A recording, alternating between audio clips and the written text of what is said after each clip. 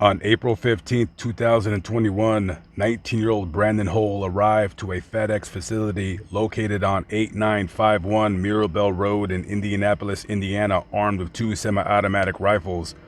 Once he exited the vehicle, according to eyewitnesses who were in the parking lot during shift change, he just started shooting.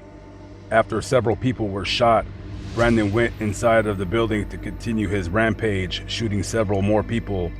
The reign of terror lasted upwards of 4 minutes. By the time police were notified and had arrived on scene, 8 people were dead and several others were injured. The shooter was discovered dead with a self-inflicted gunshot wound. The previous year, in 2020, Brandon's mother had contacted the police, telling them she was afraid he was trying to get himself killed by police. She told police officers, quote, "He told me that he's going to point an unloaded gun at the police and make them shoot me." When police arrived at the home, one of the officers noticed that Brandon had a white supremacist website open on his computer. After interviewing Brandon, his shotgun was confiscated and he was sent to a local hospital for a mental health assessment. Police said Brandon legally purchased the rifles used to commit the murders only months after being in a psychiatric detention. Prosecutors had not used Indiana's red flag law, which is intended to prevent people from buying or possessing firearms if they are found to be an imminent threat to themselves or others. Since Brandon had surrendered the gun and there had been no overt act of violence, he was able to purchase the weapons without setting off alarms.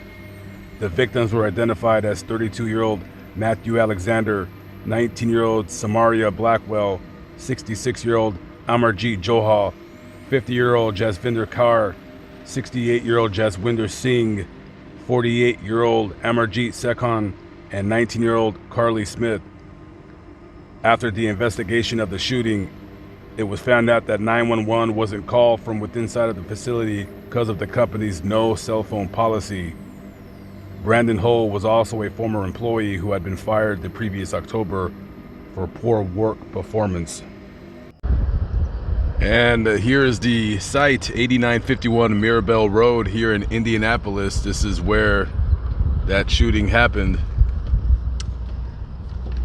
And they were saying online how it took the employees a while to actually call 911, and that's because the employees that work here at Amazon, they're not allowed mostly to have their phones with them, just because I guess they feel that it distracts the workers from handling the packages or what have you. But even if you were allowed to have your phone, that's not gonna stop somebody who wants to do immense harm to people from doing it. They're gonna do it regardless at the end of the day. And just a very tragic event to happen. And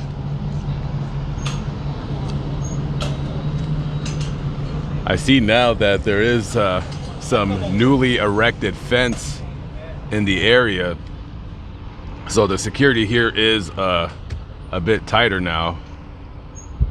But you never know what could happen. And at the end of the day, it's workplace violence is unfortunately always going to be a thing that unfortunately happens in this country. You have a country with 330 million people, and hey, we are a country that was founded on a right to bear arms. We fought the English to end their tyrannical rule over us. So you have 330 million people, you have a lot of guns.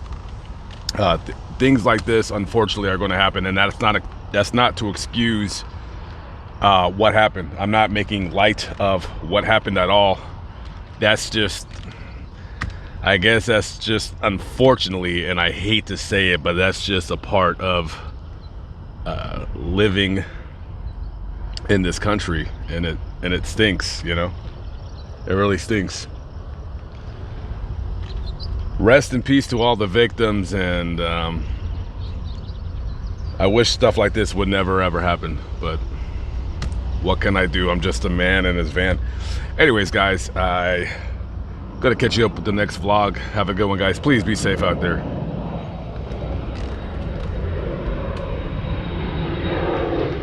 Peace out.